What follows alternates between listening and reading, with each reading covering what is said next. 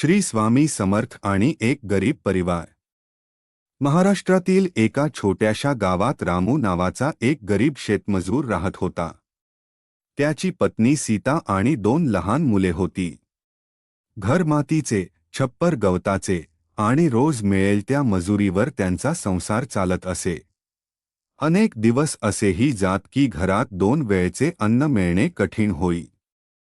रामू आणि सीता मात्र एक गोष्ट कधीही सोडत नसत. दररोज सकाळी आणि संध्याकाळी ते श्रद्धेने श्री स्वामी समर्थ हा जप करत. त्यांच्या घरात स्वामी समर्थांचा एक छोटासा फोटो होता. रोज त्याला पाण्याने स्वच्छ करून एक फूल अर्पण करत आणि मनापासून प्रार्थना करत. एक वर्ष दुष्काळ पडला. गावातील कामे बंद झाली. रामूला मजुरी मिळेनाशी झाली. घरातील धान्य संपले. मुलांनी भुकेने रडायला सुरुवात केली. सीतेच्या डोळ्यात अश्रू आले. ती स्वामींच्या फोटोसमोर बसून म्हणाली, स्वामी, आम्ही श्रीमंत नाही, पण तुमच्यावरचा विश्वास कधी कमी केला नाही. आता आमच्या लेकरांचे रक्षण करा.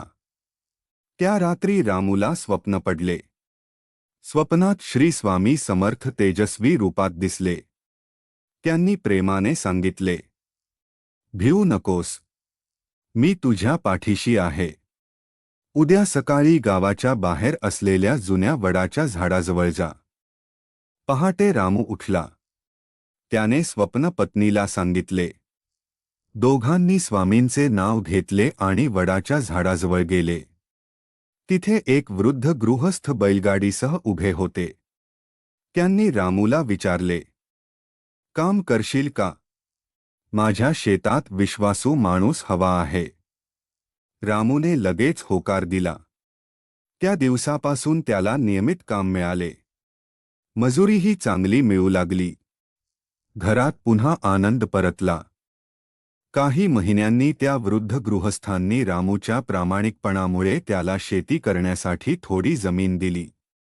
रामूने कष्ट केले. त्या वर्षी भरघोस पीक आले. गावातील लोक आश्चर्यचकित झाले.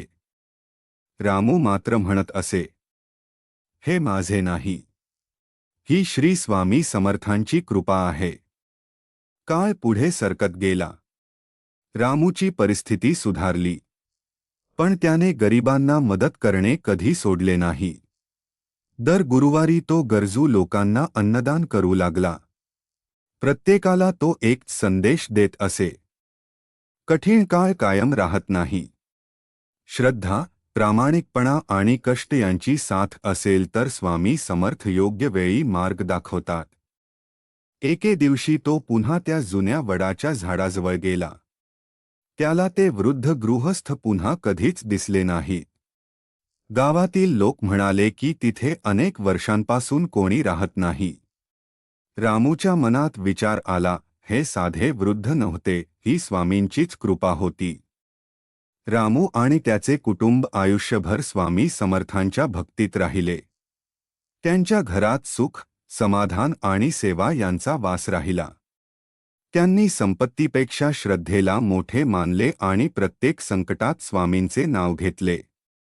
कथेचा संदेश श्रद्धा, कष्ट, प्रामाणिकपणा आणि दयाळूपणा यांची साथ असेल तर जीवनात आशा टिकून राहते. श्री स्वामी समर्थांवरील भक्ती अनेकांना धैर्य, संयम आणि योग्य मार्गावर चालण्याची प्रेरणा देते. श्री स्वामी समर्थ.